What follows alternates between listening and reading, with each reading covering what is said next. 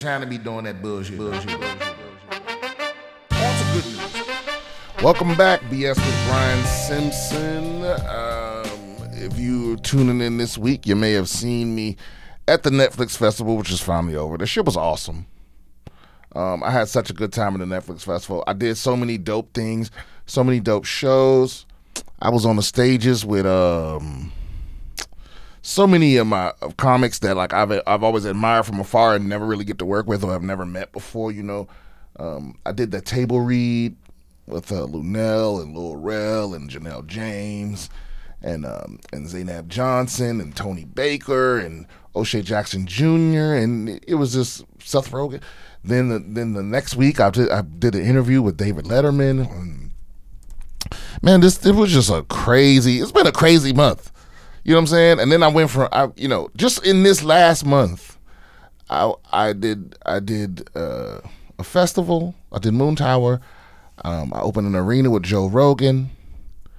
I came back, did the Netflix festival, had all the stuff I just said. Then David Letterman, and then did some theaters with Hassan Minhaj.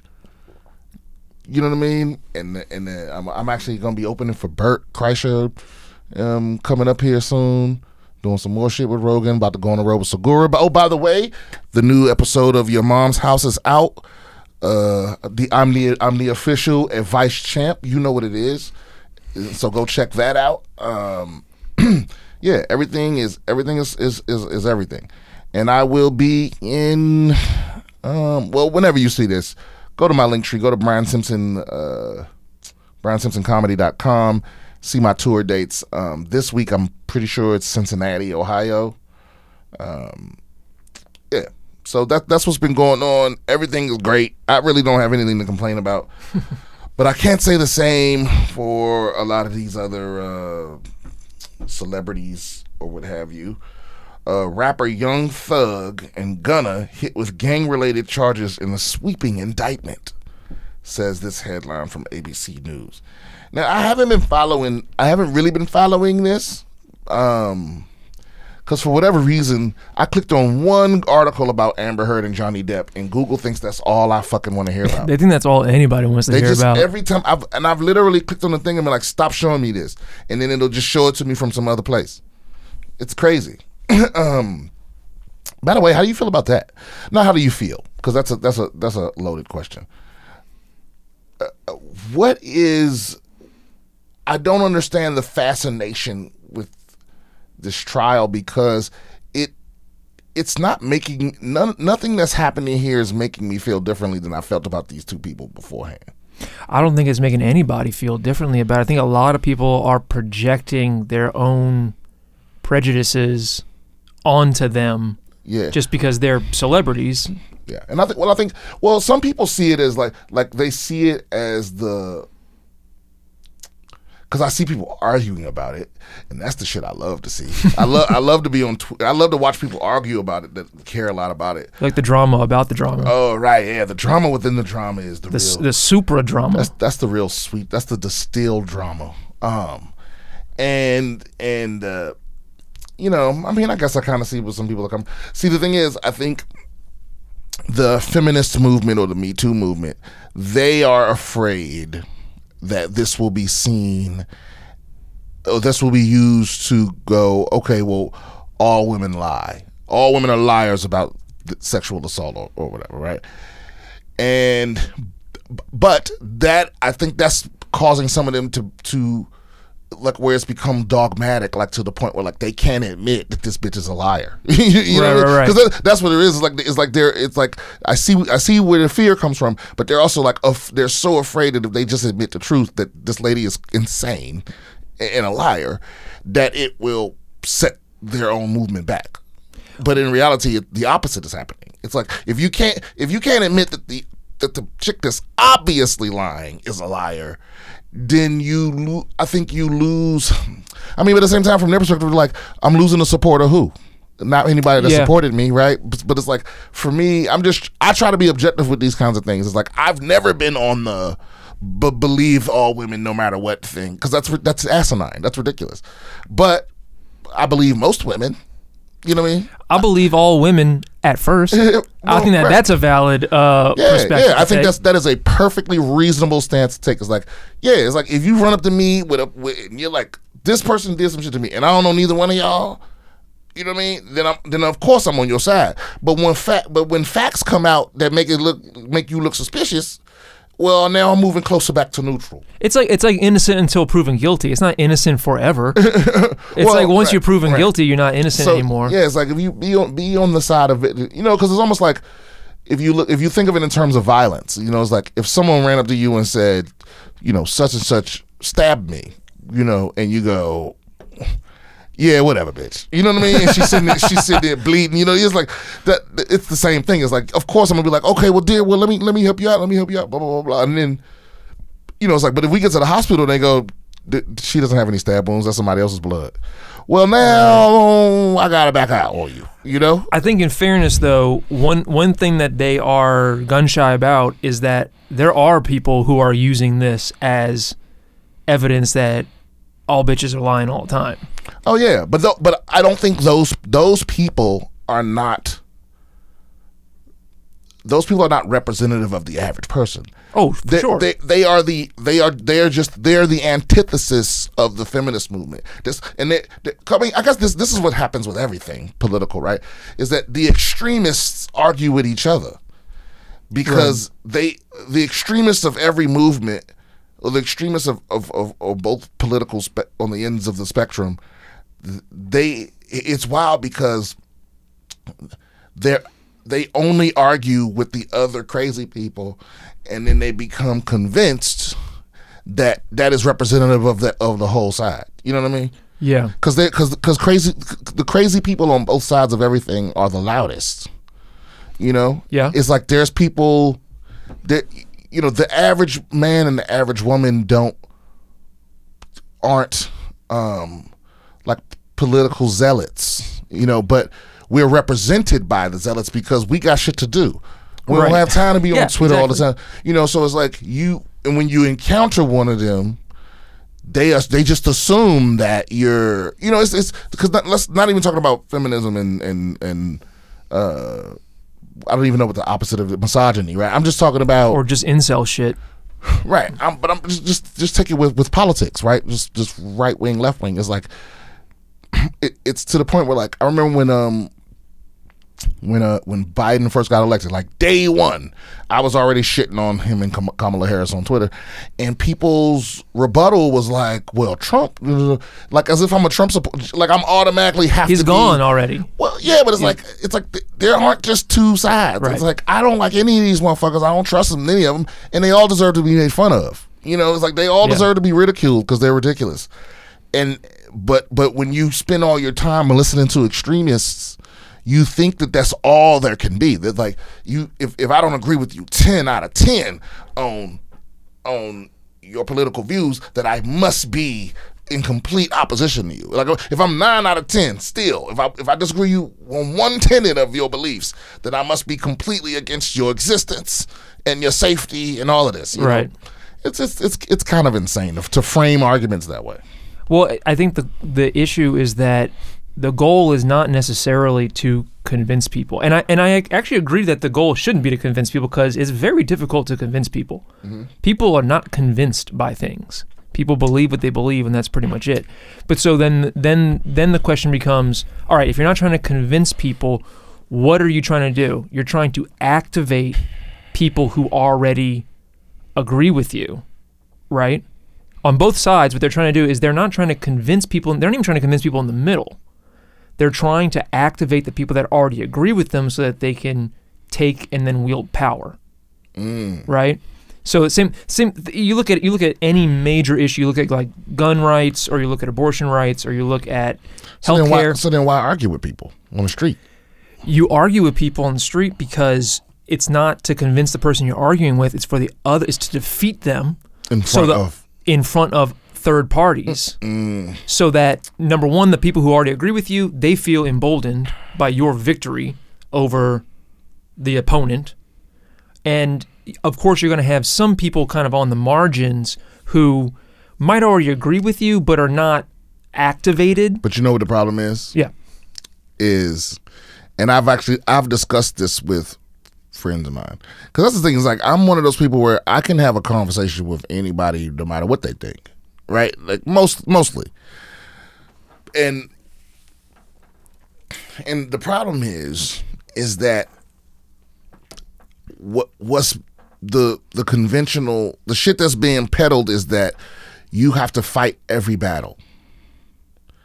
That you have to if you see the slightest thing anywhere, you have to activate warrior mode and fight it. But that can be counterproductive. You know what I mean? Yeah. Or what they call it, like a Pyrrhic victory, or Pyrrhic victory.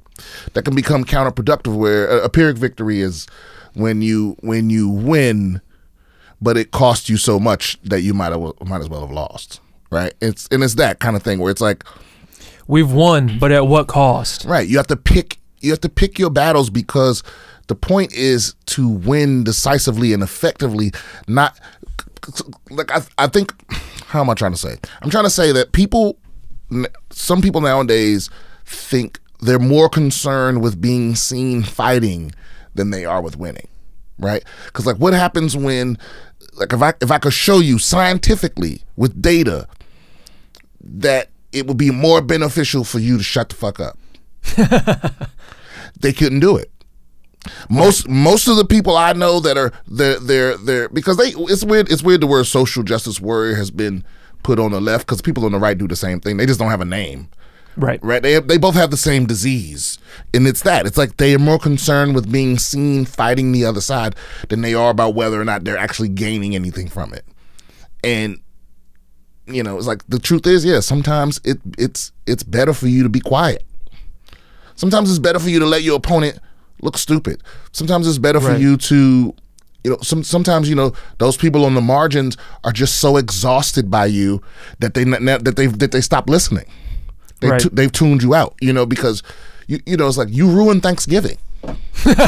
You know what I mean? You ruined Thanksgiving. You fucked up the party. You did this thing, discussing something that's not even happening right now. Like it's one thing, if you see some injustice occurring, right? But it's a whole other thing if you're like, you know what? We're gonna make this whole conversation. This is a birthday party for a child. You know what I mean? Like, we don't have to talk about this right now. It's like, some people don't get that. Like, because for some of them, I think it's about their ego. It's about, they're narcissists disguised as activists, right? Is what I like to say. They want to be able to go back to their Twitter sphere and tell the story about how they fucked up Thanksgiving. Yes. Because it means that much to them that they don't even care what they ruined. And it's those people are the problem. The very, very, and we rarely tell the extremists that are on our side of the spectrum to shut the fuck up. We're always telling the other side to shut the fuck up, but we never go, hey, let's just, let's just enjoy Disneyland. I see it all the time where, like, because I wouldn't even consider myself a liberal. I'm like beyond that. I'm pretty hardcore left wing. And what do you consider? What is that? A leftist? Is that what you call? Yeah, I'm a leftist. I mean, you get into a lot of trouble with if you call yourself a socialist or a communist, because then people want to know, because communism can cover a lot of different things. You can be a philosophical communist, you can be an economic communist, you can be a Marxist-Leninist. There's a bunch of different frameworks from which somebody. Well, the only people that want to know specifics after you say you're a socialist are other socialists. Everybody else is just like, you're a fucking Nazi. Or everybody else can just ignore you, I guess. Yeah. Right. But so I do think that I am very quick to jump on I don't know if you've ever heard the term tanky, but in what context? I've heard tanky talking about video games. No, that's a tank. But like a tanky in like leftist circles, a tanky is somebody who. Shit. This is new. Okay. Okay, this is a new term. So a tanky, and there are a lot of competing origins for where this comes from, and a lot of people have their own little definitions of what they think a tanky is. But in general, a tanky is somebody on the left who makes a point to rationalize or defend what I would say are some like really troubling actions or developments in the left-wing world. So, for instance, I like one potential origin for it is like the tanks in Tiananmen Square. Like they defend the tanks in Tiananmen Square, right? Where they will defend communist China, or they'll defend Mao Zedong, or they'll defend they'll deny the Holodomor or whatever. Right, and it's because they're left wing, so they're going to defend. What's the Holodomor? That's basically a manufactured. When I say manufactured, I mean it's intentionally done, not that it's fake, but where it was a manufactured famine, essentially. Means the hunger. Where? I believe it was in Ukraine, but I could be wrong. Let's see. Oh, so this was done by Lenin, or. The Terror Stalin? Famine, or the Great Famine, was a famine in Soviet Ukraine from 1932 to 1933 that killed millions of Ukrainians. But why was it intentionally done? It was part of Soviet agricultural collectivization. So in the 1930s, after the revolution, they were trying to rapidly industrialize the Soviet Union under Joseph Stalin, and so they very quickly enforced a lot of agricultural reforms on the farmers throughout the Soviet Union. And in the Ukraine, they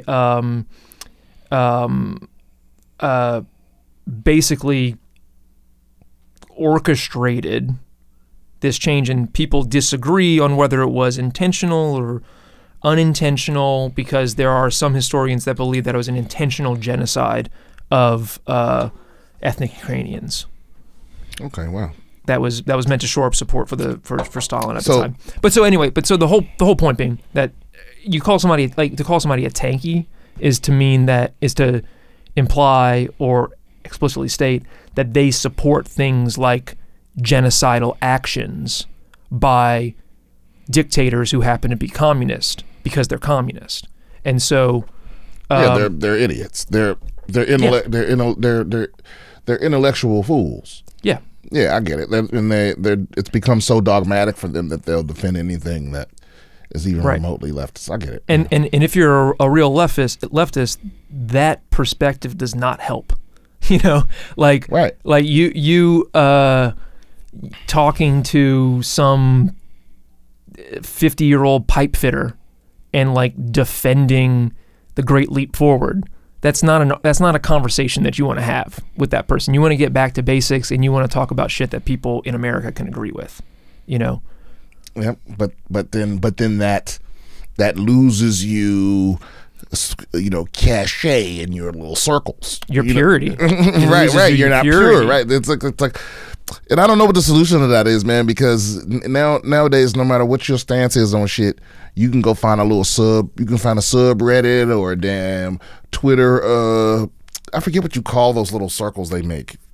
But you can go find a community that Twitter Spaces. Spaces. Yeah, that will validate you. Yeah. But then they hold you to that standard, and so it's like this constant purity test. And some people are just obsessed with it, and they think it makes them a good person. That's the other thing too. Is sometimes it's like they're also holding themselves to that purity test, even when it doesn't make sense. They'll rationalize it. I think part of it comes from powerlessness, because if you feel like you can't do anything to affect the material circumstances that you find yourself in, then you decide, well, look, at least I'd rather die on my feet than live on my knees type thing, right? And so you see a similar thing with like people who are vegans, where it's like there are vegans who are doing the good work, who are trying to educate people and trying to they're running for office, and they're trying to get laws passed, and even some like let's just call it light eco-terrorism that I support that are like actually making moves. And then there's people who just want to be pure, right, so that they can be mad at other people for eating animals or something like that. Right. I'm not about that. It's like I support the vegans that's trying to make broccoli taste like chicken. Yeah. You know what I'm saying? It's trying to make cauliflower taste like steak. because I'm on board with that. You know, the people that are like, I'm taking. I mean, actually, it's going further than that. They're taking, you know, they're taking plant cells and structuring them like meat cells. Yeah. And I don't know. I think that process is just really expensive right now. Yeah. Or and maybe they're trying to get, you know, because remember before in the beginning of the vegan food. First of all, I try to say this at least once or twice a year. But shout out to the vegans that did the real work. That, like, you know, back when vegan cheese tasted like leather, and when, you know, when it was like clearly. So the other day at the Netflix party, the rap party, the last party of the festival, they just had these, you know, they had people walking around with these little charcuterie boards or whatever. No, it wasn't charcuterie because it wasn't like hors d'oeuvres. Yeah, it was like hors d'oeuvres, but it was on these wooden plaques, and they would come every, you know, 15 minutes with some different shit. You know, like it would be salmon and then shrimp and then towards the end of the night, these motherfuckers came and was like, these are vegan chicken wings, and everybody's like, what? It was like, bitch, this is cabbage. This is cabbage wrapped around a stick. It tasted okay, but see, the thing is, like I said, shout out to the vegans that suffered through when vegan food was gross. You know what I mean? Let's just be honest. Vegan food was gross for quite some time, and now people are back. And now it's getting to the point where, like, if we went out to a restaurant and it was a vegan restaurant, I would be fine with that. You know? So I ate at a restaurant with Mary Lynn the other day. Mary Lynn Rice Cub, friend of the podcast. And we ate at this vegan place, and it was like vegan Thai food, and they had like this mushroom skewer thing, and it was fucking delicious. Yeah, it's delicious. It was good as shit. And well, see, the problem is, at first, they tried to get stuff to taste like the thing. And what they realized very quickly was that most people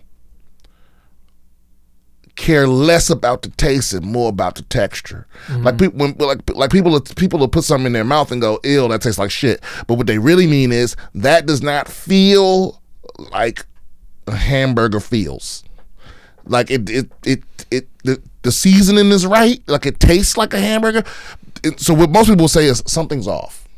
Like that's what happened with these chicken wings. It was like, this tastes like a chicken wing, but something's off. It doesn't seem like a chicken. It doesn't feel like a chicken wing, and that's where you lose people. It's like, it's gotta have the right texture, and people are doing that work. So shout out to those people. Have you had any of that, like the jackfruit fried chicken stuff? Oh yeah, I've had some good ass. Some of that shit's good. I've had some great. But that's because they get the texture right. Because that jackfruit, if they process it right and they bread it right and everything, it tastes like chicken. This wasn't jackfruit. This was basic. This was cauliflower florets or whatever. No, it wasn't cauliflower. It was, really? It was cabbage. Yeah, it was cabbage wrapped in something, and it so it was stringy kind of. It tasted good. Yeah. But they shouldn't have called it chicken. They should have just called it, you know. They should just said these cabbage wraps or cabbage. Yeah, it was basically like a chicken flavored egg roll. Okay. Basically, what it felt like. What do they do to make it taste like chicken? Because I've seen vegan recipes for making, you know, jackfruit or cauliflower, and I've never had one that I've seen them where they prepare it the same way you would prepare chicken, right? So you get like buffalo. It's like a buffalo wing, but it's cauliflower, and that tastes pretty good because it's just buffalo sauce on cauliflower. Right. And it tastes good. But when they make it actually taste like what do they put in it? What is the flavor crystal that makes it taste like chicken? I honestly, besides salt, I honestly think they did what you said. I think they mushed this cabbage together with some kind of coagulant, put it in flour, seasoned it like chicken, dropped it in some fucking vegetable oil. Because chicken doesn't even really have that much of a flavor anyway. It's pretty neutral. I mean, fried chicken. This is fried chicken. Yeah. So fried chicken has a very specific. That's true. I mean, not a very specific flavor, but it's like that fried bread kind of taste along with the, you know, whatever you season in your chicken with. Some people are weird. But anyway, I think we digress. We started out talking about Young Thug. Yeah, Young Thug. So again, I don't follow this. Prominent Atlanta rapper Young Thug was arrested on Monday. Okay, cool. So it happened recently. On gang-related charges after being named in a sweeping 56-count grand jury indictment in Georgia. The rapper was among 28 people allegedly associated with the Atlanta-based Young Slime Life gang, YSL, which authorities say he founded in 2012, who were charged with conspiring to violate the state's RICO Act, according to charging documents. Oh. See, RICO is weird, right? Yeah. RICO was initially instituted to help catch mafiosi. Right. It was like we don't want to have the same shit we had with like Al Capone, right? Where we could only catch him if he fuck up his taxes, you know? Because I get it, because it was almost like the mafia was set up so that the people that the crimes were being committed on behalf of were so many steps away from the crime that you could never charge them with nothing, right? So the low level people would get arrested.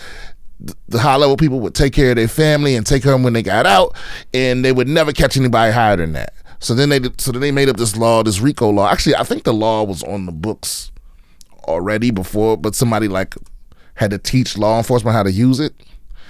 And then they started going, okay, if I catch you for a crime and you're part of an organization, the whole organization can be charged with the crime, right? There were precursors to the RICO Act that formed the basis for the RICO Act, but the RICO Act wasn't passed until 1970. Oh, right.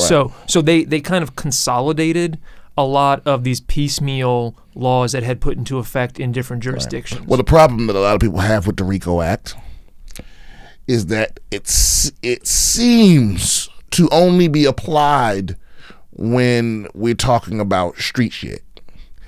It's never applied to these corporate motherfuckers. It's like, no, it was that one branch of the shit that was poisoning the water. Not our whole place isn't responsible. You know what I'm saying? It's like they never seem to apply it to people that are ridiculously wealthy.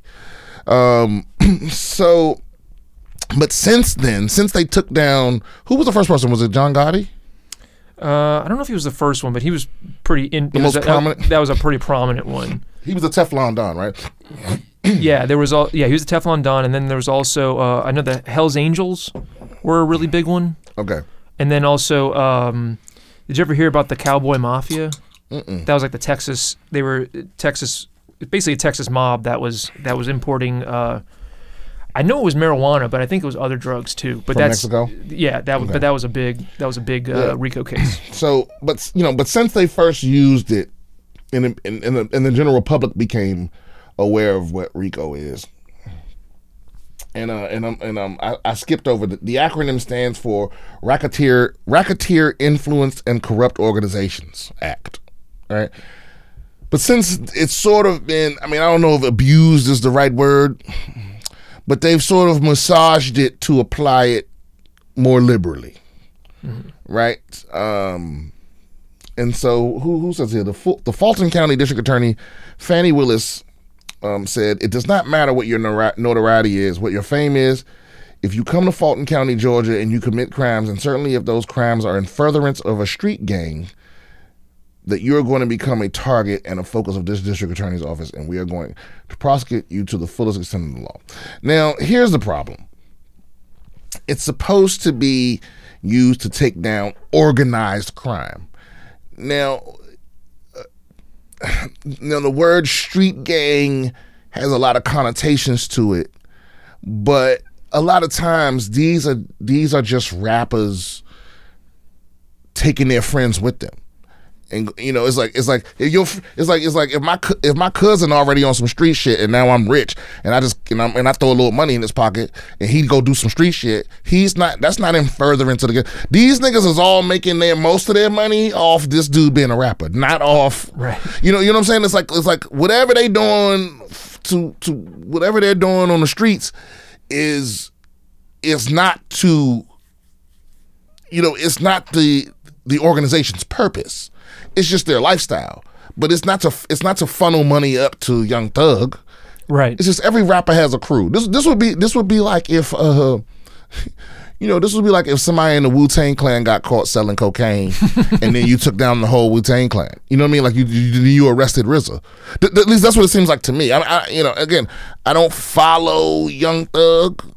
You know, I don't know the specifics of all of this. But what I'm just demonstrating is that the purpose of the RICO Act has sort of fallen by the wayside in recent years when certain prosecutors want to make a name for themselves, and they sort of paint the picture that your organization fits the profile for the RICO to be used, rather than there doesn't necessarily have to be an organized criminal organization. Yeah, it's turned into a guilt by association law, right, as opposed to a way to actually net people who are organizing the crimes but trying to create some sort of legal distance from the actual commission of the crimes. Exactly, this is almost definitely not what this is. And look, again, like I said, I'm not a huge Young Thug fan. I don't know enough about his everyday life or inner workings to say how much of a street dude he is and how much he isn't.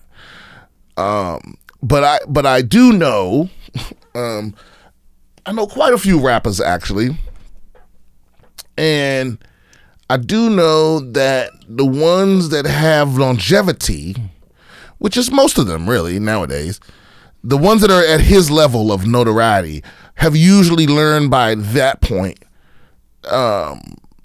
that being involved in the street shit is detrimental to their lifestyles. You know, or at least they grow up a little. You know, I mean, why would you risk getting shot or going to jail if you can just make music and make 100 times more money and become famous? A lot of them do. But here's the other thing, though, is I mean, I guess some of them are just about that life, and it doesn't change. But to pretend as if this is an organized criminal organization, it's kind of crazy. It's like, look, some people just grow up in the streets, and all their friends in the streets, and all their friends from the hood, and some of them do crimes, and that's just the environment they grow up in. And when they get out of that environment, they don't cut off all of their friends. One of the things that really fucks me up about this case in particular, though, is in the indictment, they reference lyrics from Young Thug's songs, which is total bullshit, big time #1 bullshit stuff. Yeah, because that is such a clear violation of the First Amendment, to take somebody's artistic expression, what they talk about on stage, what they rap about on albums or whatever, and pretend as if that is evidence of the commission of a crime. Right, knowing damn well hip hop, you know, rapping specifically is about exaggeration, braggadocio, creative writing. You gonna sit here and use lyrics as commission of a... Now listen, you know, now I don't know. Let me phrase it. I'm not saying that 100% of the time, like unless the song is a fucking confession, like basically what I'm saying is, you know, if you're confessing to a crime with specifics and all that other stuff, and you have a sing-songy tone, I don't think that means that you're 100% on the clear just because you sang it. You know what I'm saying? But it's a goddamn street. You know, like if you were like, yeah, I walked up on March 10th and walked in the building with a 38 caliber snub and I shot Daryl Johnson in the forehead in a rap, then maybe you can use that against you. But just them generally talking about what they'll do or what they've done, that's nonsense, man. Like, you think Johnny Cash shot a man and watched him die? No, maybe he has, but he wasn't confessing to a crime. That's crazy. The only exception I can think of is, did you ever see that guy TJX6? You know what I'm talking about? No. He was a rapper who was part of that HBO Max series, Generation Hustle, and he was a terrible rapper. He was a kid. He's a teenager. He's a terrible fucking rapper. But he should go to prison just for that. But he would rap about. Did you ever hear the Anarchist Cookbook? Yeah. It was basically the rap version of that, but it was how to run scams on people to get their like debit cards. I remember that. Yeah, I remember hearing about it. So his tracks were all this awful rapping, but it was like how to scam on how to scam people and like get Amazon gift cards or get their credit card numbers and all that kind of stuff. So maybe there's a little bit of no. Oh, you're saying no? Nope, I tried to, because again, it's the First Amendment. I can say whatever the fuck I want to say. That it's one of those other things. Like I'm saying, unless it is a direct confession of a crime, me telling you how to do a crime, that's not admission of a crime. It's just education. It's not because that's the thing. Here's the thing: it's not illegal for me to tell you how to commit a crime. Yeah, that's true. That's not against the law. I'm trying to think.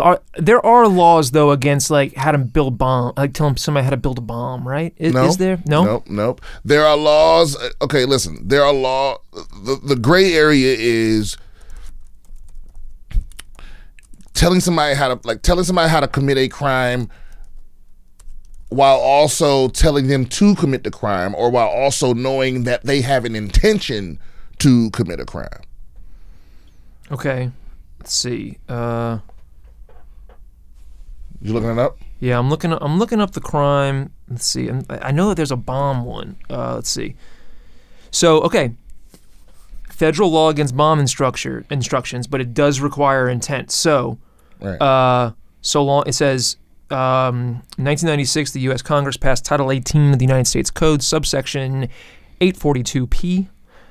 Outlawing the distribution, teaching, or demonstration of information on how to make a bomb, so long as the offender intends the information to be used to commit a federal violent crime, or knows the person receiving the instruction intends to use it to commit a federal violent crime. Now, that knowledge element of the law, that's a pretty big hole to fall into. And again, now that law is not intended for mass undirected instruction. Like it would be different if you came to me and said, Brian, I'm trying to blow some shit up, and I go, well, this is how you make a bomb. It's me giving the knowledge directly to you with knowledge of what you intend to do with that knowledge, right? Mm-hmm, but me just generally saying to the public, hey, this is how you build a bomb. That's not against the law, especially if I do it in a song. That's art. Well, yeah, you definitely bring in a competing interest if you're doing it as a performance or artistic expression, right? It's almost like if I draw, if I had drawn a picture of people storming the Capitol, mm-hmm. They can't, and then people did it. They can't charge me with it. I didn't tell those people to do it. I just drew a painting. Yeah, it's no different than if I make a movie about it. Right. It's like, these people, because here's the thing. These prosecutors are willing to bend the law because they know that some of the people they charge and have done crimes. And they're willing to, so to them, they have this moral high ground thing where like they're trying to justify this. They're doing anything and saying anything they have to justify what they're doing, because to them, at the end of the day, they're still locking up bad guys. That's how and it's bullshit, because that's the same mental place that cops that plant evidence think they're coming from. They think, oh, well, this is a criminal anyway. Like, yeah, I'm planting this cocaine or I'm planting this meth on them for this search so we can bring them to jail. But in their minds, that person's already guilty anyway. That's why it's so dangerous. I mean, that I look at this as kind of similar to the prosecutor or DA version of planting evidence. Like you know in your heart that that this is not what they're doing, but you're like, well, yeah, but we got to do what we got to do to get these people off the street. And then on top of that, it's also the reason why they're going after rappers in Georgia is because even the way they talk about it, they talk about Atlanta gangs when that's just dog whistle code words for black thugs, black youth, right? Yeah, we know what it means. We know exactly what the fuck y'all talking about. And all the 60+ white people voting in Georgia know what they're talking about too. They know what they mean when they say Atlanta gangs. And they say we're gonna get these thugs off the street. It's like in national elections when they talk about Chicago violence, Chicago street violence. They mean black people with guns. Yeah. And they're pretending like, you know, like we're stupid, you know, but we know and you know, this podcast I usually and we haven't gotten away from it, by the way. This podcast is also an obscure Black history podcast. Okay, it's obscure history, mostly Black history, because that is the most obscured history. But what happened is, I think I did the first maybe 20 episodes of where every episode was that, and it got so depressing, because, you know, I would find these extraordinary people with these extraordinary contributions to society, and then their life would always end tragically, and the monster was always racist. And it was just like, and so when I was doing all the work on the podcast myself, it's like I would be, you know, I would have just recorded for an hour, and then I got like another 2 or 3 hours of like post-production, and it would end on like the saddest note. And I would just be sad, like it was just fucking with me. And you're like, and then that's what happened in Tulsa, and they never rebuilt it. I don't know. Right. We're like, oh, so yeah, this person invented the telescope, and yeah, they died tragically or whatever. You know, it was just one of those things. But we will get back to it. Those are the OGs that was listening back to V1 of this. That's like, where's the history shit? It's coming back. Okay, you know, I'm a hire an intern or something soon. And we'll get to the bottom of it. One topic I really want to talk about at some point. This would be a whole episode, but President John Adams, representing the slaves from the Amistad in court. Did you know that? Mm-mm. So you know Amistad, obviously, from like, you know, the. So John Adams was a lawyer. John Adams was a lawyer, and he was an abolitionist. He was like the key abolitionist of the quote unquote founding fathers. Wow. And he represented in court the slaves who had been on the Amistad. All right, that's an episode. All right. Because I don't want to just gloss over it. No. That's what I'm saying. We'll do a whole episode on that, because there's some fucking cool shit about that. Put that as the first thing on the pin board. All right. Thai police arrest holy man said to be leader of corpse worshippers. Man, you know, Thailand is one of those places that when I hear some weird shit come from out of there, I'm not completely taken aback. You know what I mean? Mm-hmm. Because I'm like, yeah, Thailand is, you know, they real free over there. It's weird too, because it's a very conservative country on outwardly. But I remember years ago when maybe it wasn't Pornhub at the time being the number one thing, but someone released the statistics of the countries that watched the most porn, or what the number one porn search was in each country or something like that. And it's like, for Thailand to be so conservative, it was like they had like the raunchiest, nastiest searches. It's like it seems like in every place that is outwardly buttoned down, yeah, behind the scenes they into some freaky shit. You know what I mean? Oh, hell yeah. So it's Thailand is one of those places where it's like, that's why people go there for sex tourism, because like outwardly their laws are like, it's illegal to, you know, stare at a lady too long or something like that, but then people are Googling like, how do you fucking look through a bitch or whatever. That's also colonialism though, why people go there for sex tourism. Oh, well, yeah. And well, of course. I mean, it's always colonial. Any fucked up sex thing is always colonialism. That's the center of every. Yeah. All right, but so police in northeast Thailand have arrested a self-proclaimed holy man whose followers allegedly worshipped corpses and consumed bodily fluids as a cure for illness. What is the deal with these people, these cult leaders nowadays, being obsessed with bodily fluids? First of all, there's a dude out here who I won't say lost, but yeah, lost a person that I was close to, or not close to, but lost a friend of mine to this nonsense of like drinking their piss. And they worship this guy. He convinced them that he has, you know, vibrations. And you know what's always funny? It's always to get pussy. These cult leaders are always fucking everybody in the cult. That's really what it is. Like, it's like you worship them so much, everybody want to fuck them. And they somehow, it's like, I don't know who has that kind of charisma, where they're like, drink this piss.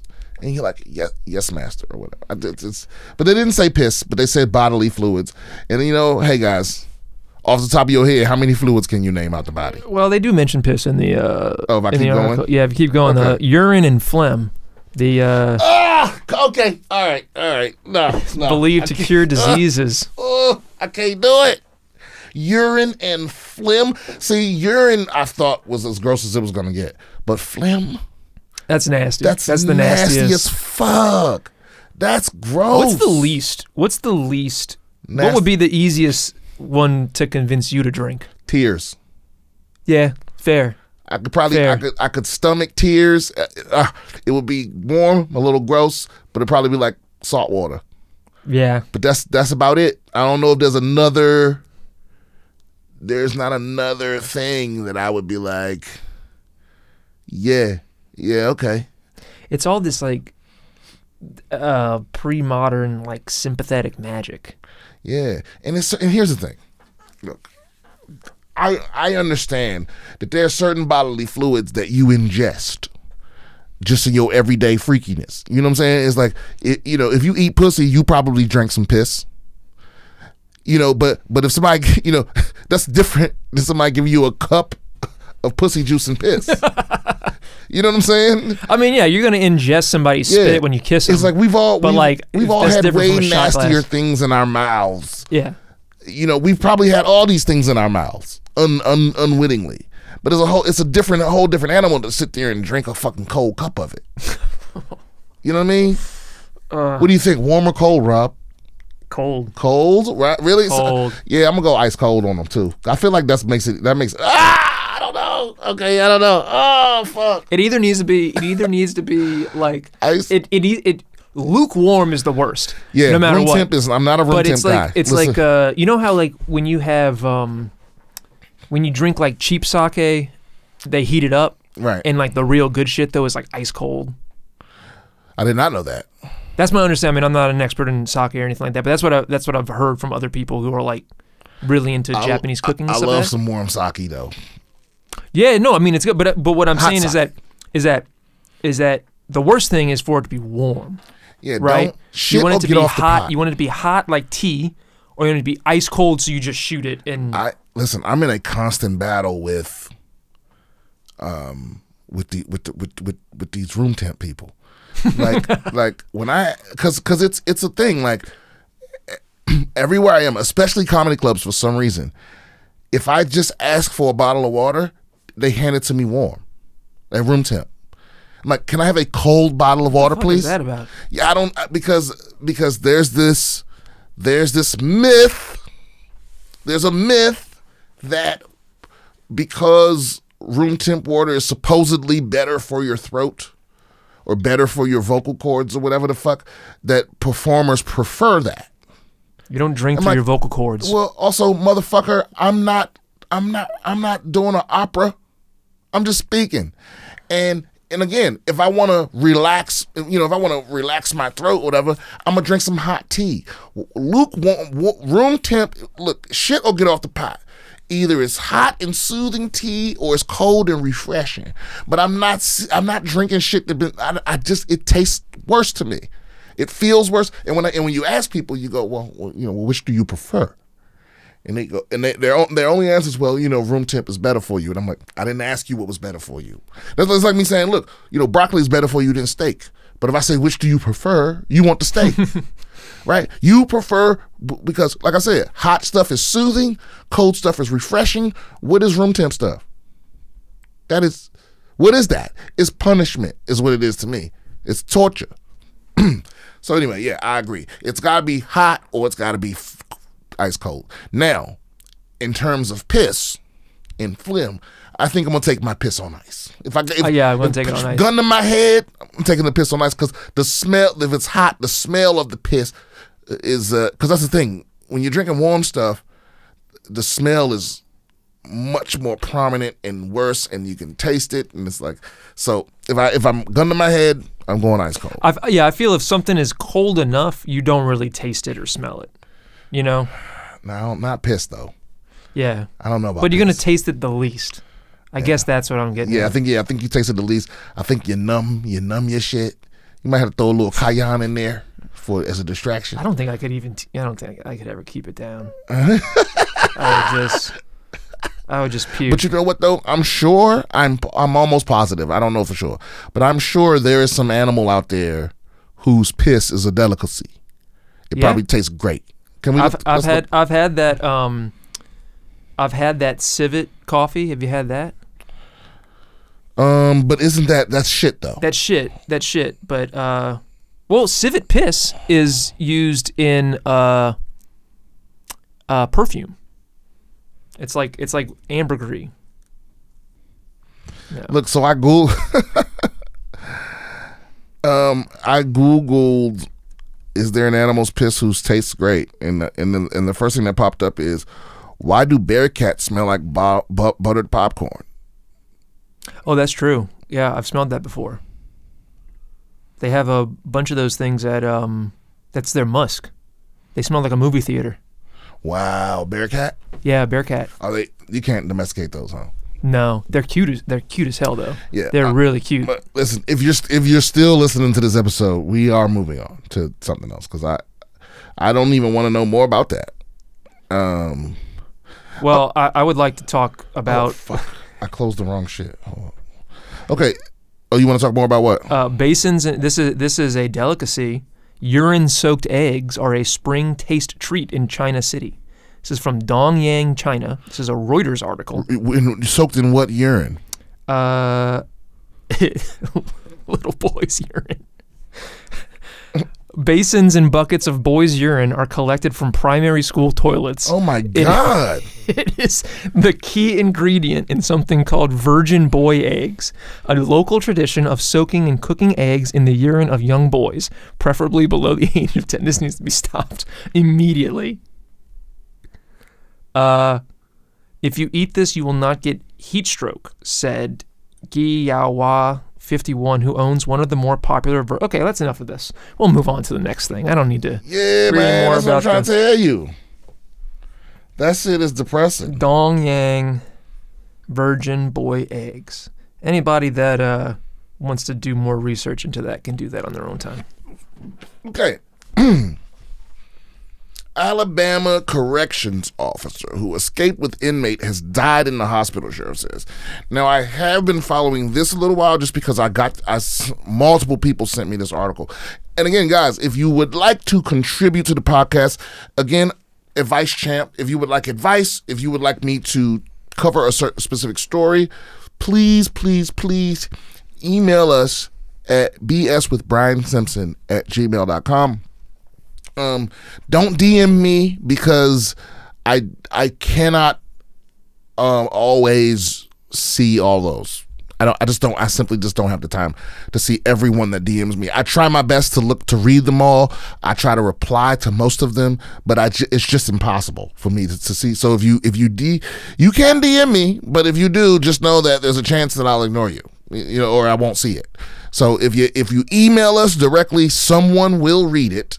Probably me, and we will talk about it if we have the opportunity or the resources. Okay, so bswithbriansimpson@gmail.com for now is the address if you want to get your questions answered or stories read. So I have been following this.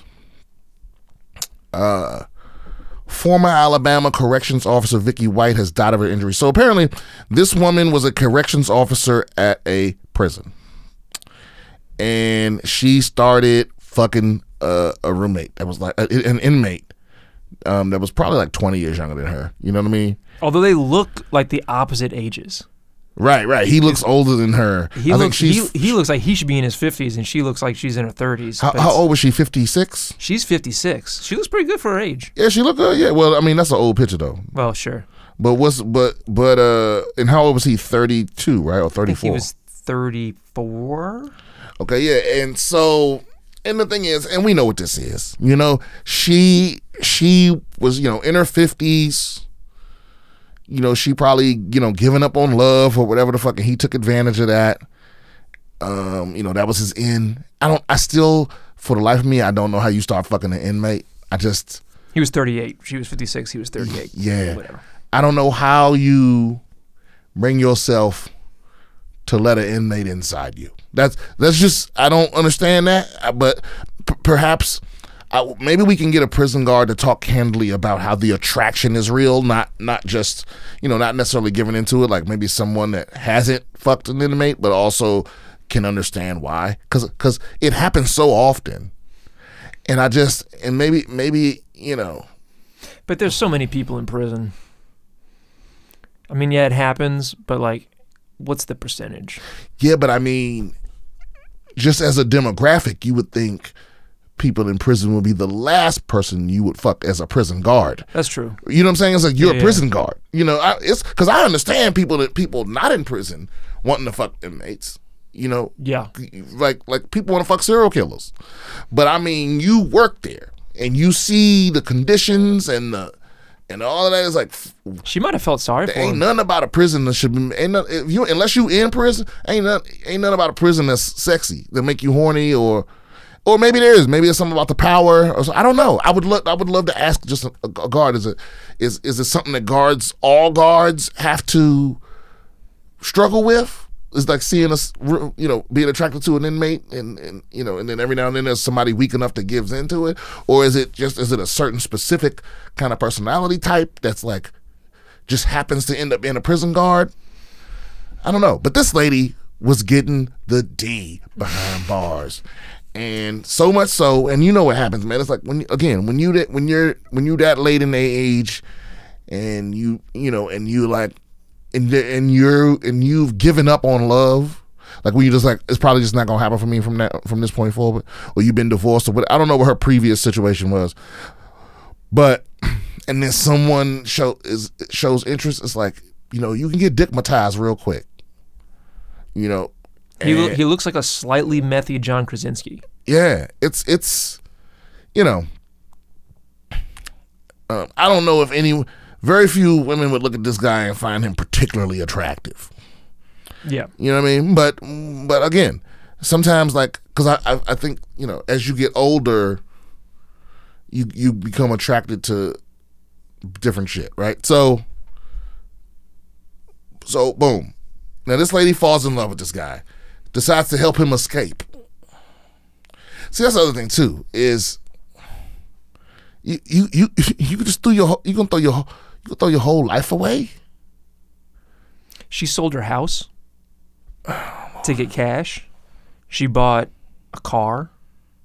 She helped him. She lied to the prison to like get him out. She told the prison that he was being taken for, I think, a mental health eval. And so she was going to escort him out. That's how they got out. She just walked him out. She basically just walked him out, yeah. Wow.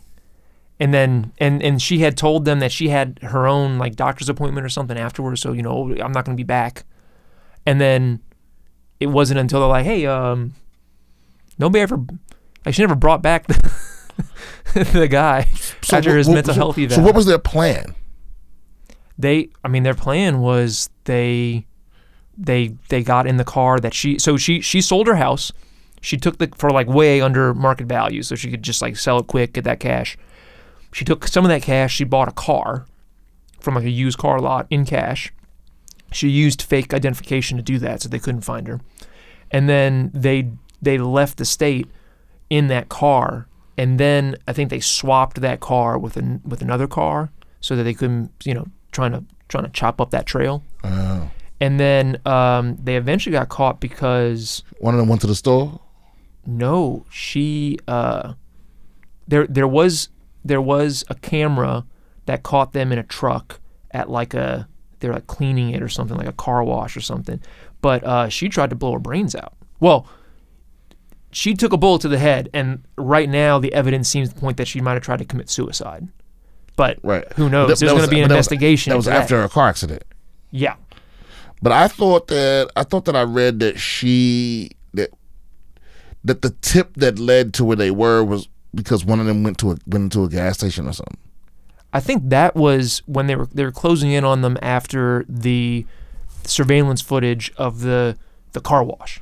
I think that's what that was. It's like, bitch, why you at the car wash? I know. You on the run. It don't matter if you got a dirty. Who you trying to impress? Jesus. I mean, is this a very American phenomenon where there's always a piece of us rooting for the criminals, or at least that piece of you that's like just disappointed when they don't get away over something dumb. You want love to win. Well, because I'm one of those people that when things don't make sense to me, I can't get past them. It's like, why in the fuck are you getting your car washed? Why in the fuck are you getting your getaway car washed? Because I'm guessing you must be headed for Mexico, right? They got to go somewhere. I mean, Canada. Because if this is your plan, bitch, you got to get 2 fake passports. You got to get at least 2 states away. Preferably, you got to make it to Mexico. And where's this? This is Alabama. This is Alabama. So you right there.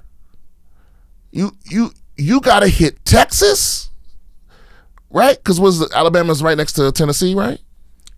Tennessee's north of Alabama. Yeah, and then Alabama, if you head west, you're gonna hit Texas. You're gonna hit Mississippi, then Louisiana, then Texas. Okay, and then Texas has a border with Mexico. You gotta hit Louisiana, Tennessee, then Texas, and you got to goddamn, or even Florida. Somewhere you got to get out the country. You should have got some fake passports with that shit. And got to Cuba. No, you can't. Oh yeah, you can fly to Cuba now. You got to get to some place without an extradition treaty with us. Look, and you're getting your car washed, bitch. You're getting your car washed. There was a car chase Jesus. There was a car chase in Evansville, Indiana, and it said no law enforcement officers fired shots, according to Sheriff Rick Singleton of Lauderdale County, Alabama, where the pair fled on April 29th. It says, before the chase ensued, officers conducting surveillance spotted Vicky White exiting a hotel with a wig on, according to U.S. Marshal Marty Keeley. Then she and Casey White got into a car and drove away. Authorities continued to watch them until a vehicle pursuit began. I love how they word that, a vehicle pursuit began. Like, no, until they started chasing them in the car. Right. Ending when a U.S. Marshals Task Force member drove a vehicle into the Cadillac the pair were in. The car wrecked and rolled over. Casey White was driving the car, although that conflicted with earlier reports. Officers were able to remove the inmate from the wrecked car, but Vicky White, who's the guard, was pinned inside with a gunshot wound to her head. Yeah, and apparently self-inflicted. But obviously they're going to investigate that because obviously that's what the murderer that she was with would say. Well, I mean, yeah, and here's my favorite part. Here's what I love, because this goes back to what we talked about with Rico shit. So the sheriff, Singleton, I can't find his first name. The sheriff says he will be in a cell by himself. He will stay in handcuffs and shackles while he's in that cell, and if he wants to sue me for violating his civil rights, so be it. He's not getting out of this jail again. I'll assure you that. That's what I'm talking about. Is like once these people with power, once they get the moral high ground, they don't give a fuck about the law. You know what I'm saying? It's like the law is a tool for them to justify their actions. It's like, yeah, he's a murderer. He tried to escape. Sure, he broke the law, but there's law. It's like the law still applies to you, sheriff. Yeah, he literally just told the world that he's gonna violate this dude's civil rights, and he don't give a fuck. All he cares about is that he don't get out of prison. It's like, I hope he do sue your ass. I hope we do, because I saw the opposite the other day. Who in the fuck showed me this? I saw it on someone's Instagram of another sheriff. It may have been D.L. Hughley or Earthquake. Another sheriff basically saying, "Yo, I just caught." Like, he held a whole press conference and threw 3 of his deputies under the motherfucking bus, because he was like, "These motherfuckers are liars. They're cheaters. They broke the oath." And he went into a whole detail of their crimes. You know what I'm talking about? And it was all over like $700. It was so crazy. Yeah, apparently, we'll find it. We'll find it, and we can play a little bit of the video behind me. But apparently they stopped a woman. She searched the vehicle. She didn't get her permission to search the vehicle. They called the dog. The dog came, alerted for drugs. They searched the vehicle. They found weed. They found pills, or they found weed and some other substance that I can't remember the name of, and they found like $700 and some on her, and they logged all of this stuff into evidence, right? Yeah. Is it a traffic stop you talking about? What was this? Yeah, this was a traffic stop. Okay. That turned into a drug stop, which I'm not sure. So boom. So later on, the drug stop whatever the charge gets reduced, and I'm guessing it's because it was an illegal search, right? Because if in some states, if the cops want to search your vehicle and you say no, and they threaten to call the dogs, which is a threat. A lot of states have a thing where it's like they can call the dog, but they're not allowed to hold you for an unreasonable amount of time unless they have evidence that a crime has been committed. So it's like they can threaten to call the dog, but like if it's going to take an hour for the dog to get there, they're not allowed to just hold you so they can fish for a crime. You know what I mean? They also can't try to compel you to stay there yourself. While they can't try to stretch out. Right. Exactly. The Terry. It's called a Terry stop when they investigate you, like when they do a traffic stop. And they can't artificially extend the Terry stop to get the dog to come give them what's probably going to be a false positive, so that they can then investigate. It's against the rule. And so a lot of times those always say no when they want to search a car, because a lot of times those things are, if you have a good lawyer, the Terry stop is illegal. It becomes illegal at a certain point, and the word reasonable is used a lot in these sort of things. So there's gray area, but it's like it's more in your favor if you say no. And just to be clear, if they catch you rolling through a stop sign, or say they caught you rolling through a stop sign, their job then for a Terry stop is they have to either let you on your way with a warning, or they got to give you a ticket. Right. They can't say, "Oh, I got to go run this back, and I got to do this, and I got to do that," while the dogs are on the way. Exactly. Because they don't have reasonable suspicion. They have reasonable suspicion of you rolling the stop sign, but then that's why they give you the traffic citation. Exactly. So, and again, I do not know that this was the case with this woman, but I do know that her charge got reduced to minor possession of marijuana, and the pills and stuff. So anyway, her charge got reduced. She got released, and she asked for her shit back. And she was like, "Oh, I'm missing like $700." You know what I'm saying? And it's like, wait a minute, hold on, let me look into it. Blah, blah, blah. And then one of the cops called the evidence lady and was like, "Yo, is it $700 down there?" And the lady was like, "No," and then went through and checked other shit, and then he called her back on her personal number and was like, "Just forget this conversation ever happened." That's how you got caught, you stupid motherfucker. That's how you get caught, dummy. And whenever I see that, how stupid that is, you have to wonder, how common is it if it has to be that blatant for them to get caught? But also, here's the other thing. I mean, listen, my favorite genres are revenge, heist movie, like things that involve planning and that sort of thing, right? And I like that. And we've grown up on crime shows and stuff. We know this, guys. The more people that you involve in your crime, the chances of you getting caught go up exponentially.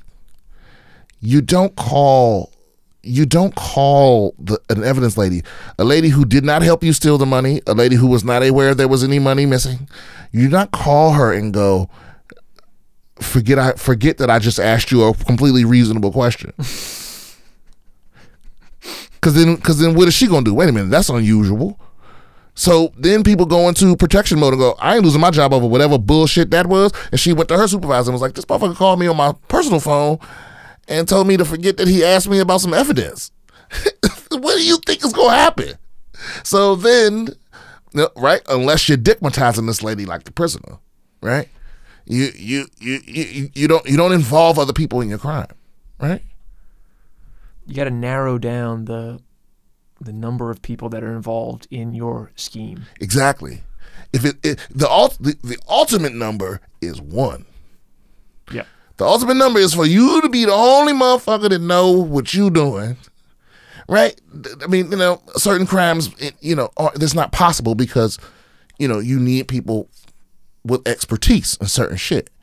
But anyway, this is how they got caught. See, she went to her supervisor and was like, yo, he asked me about some shit. And then her supervisor called his supervisor.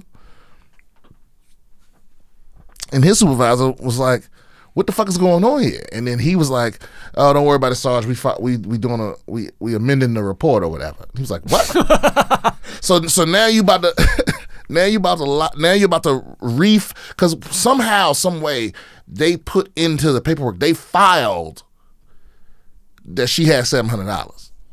You know what I'm saying? And they all said so it was 3 of them that went down. They all said they counted it. Mm-hmm.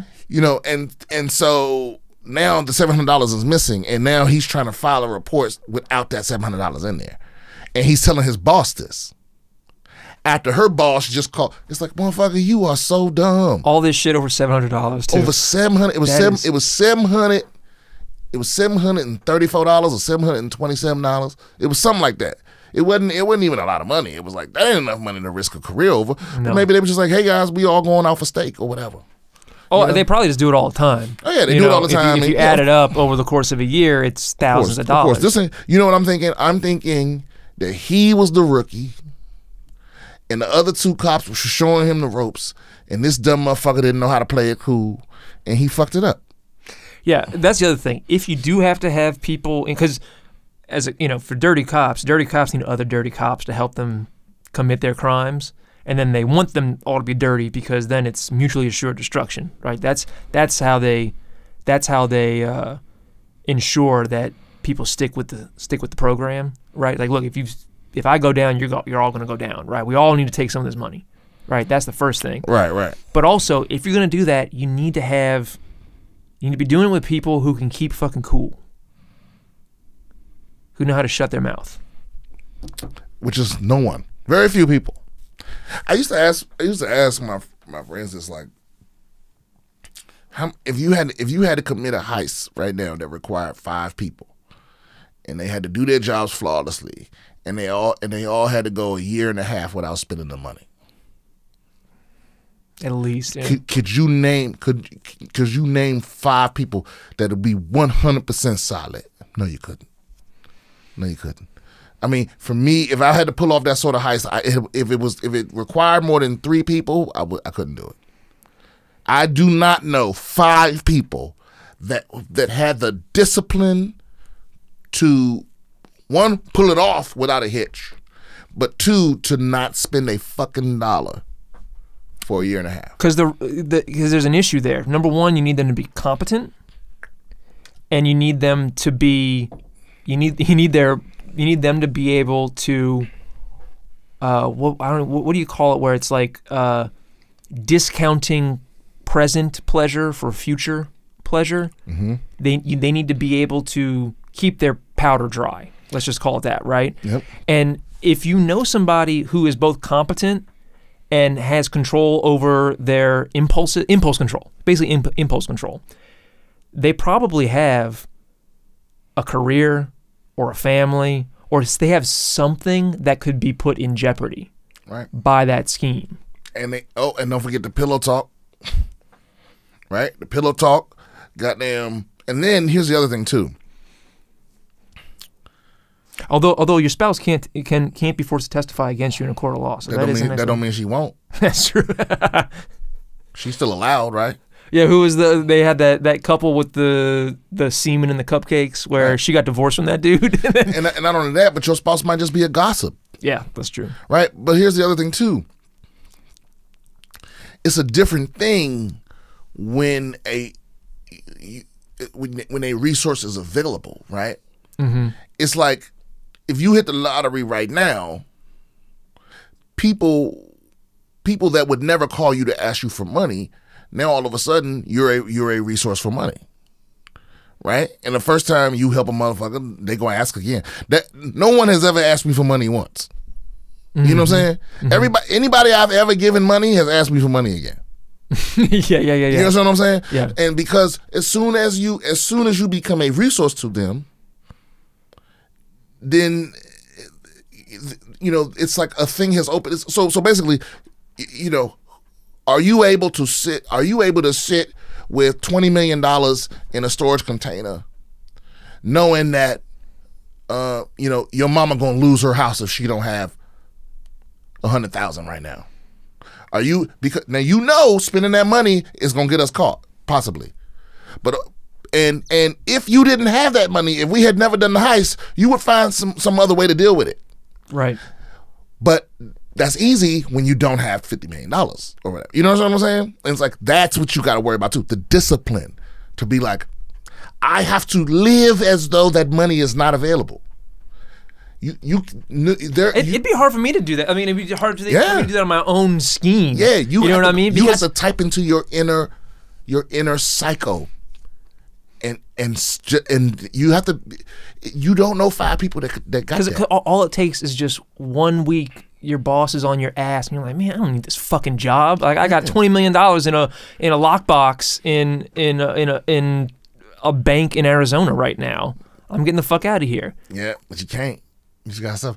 You just, because for me, it's like, I would be I would suffer through that because I would be so giddy when the scheme worked. Just the excitement of that last day when I can finally fucking that would be enough. I'd have a paper trail though. They'd have video of me going to the bank and just just looking at it and then putting it back, because I could prevent myself from spending it. But I would have to. I'd want to look at it. I'd be looking at it. And the thing is, and you know what? You know what it is too.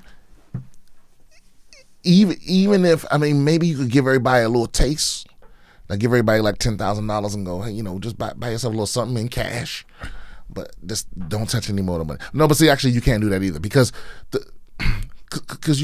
money is serialized.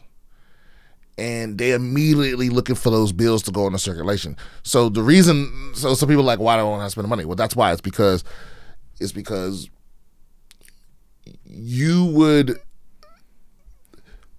everyone spending that money immediately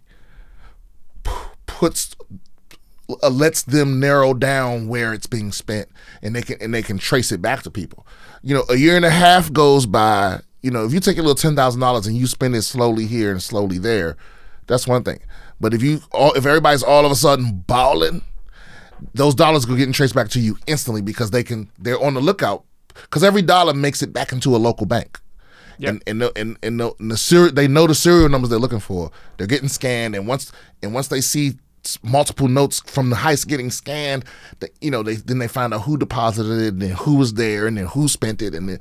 So that's why you have to wait. And preferably these dollars are popping up, and from a year and a half from now, these dollars are popping up all over the fucking country, and there's no way for them to, right? Because honestly, the smart thing for you to do would be to fucking go to Times Square and toss that shit, toss 100,000 of it.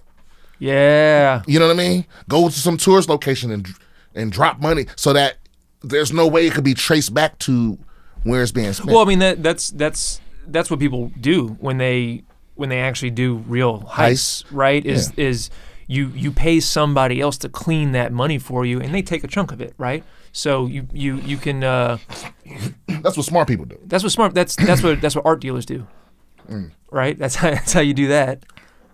Or you bring it to another country. There's different ways to do it. Did you hear about that Australian guy? I sent that to you, right? The Vice article about the Australian guy who stole like millions of dollars from the bank using the ATM hack. Is this what's the world's largest? No, I'm sure you did. It was this guy. He was an Australian guy, just a normal fucking Australian guy, and he discovered accidentally while he was drunk that he could. That the ATMs for a certain bank went into maintenance mode at a certain time of night, and so you could withdraw money as long as you had it in your account when maintenance mode started.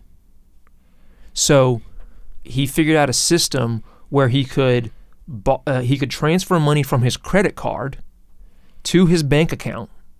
So he had the money in his bank account, but he owed the money back to the credit card. And then at night, when the ATM was in maintenance mode, he could withdraw the money because the ATM thought he had it in his bank account, and then he could use that cash to pay off the credit card. But the money wasn't taken out of his his checking account. So any transactions he did while it was in maintenance mode didn't count? Correct. So what he started doing was he was transferring money from his credit card on credit into his bank account, and then he would take the money out in cash at night, and then he'd pay off the credit card in the morning. In the morning with the cash. So then he was paying off like thousands and thousands of dollars on this credit card, and so they started increasing his limit. So he was chartering private jets. He paid for all of his friends to go to some island in some like resort island and shit. He's doing all kinds of stuff, and he actually didn't even get caught. He turned himself in like a year later. Why? Because it was ruining his life, because every time the phone would ring, he was like, oh, they fucking caught me. They got me.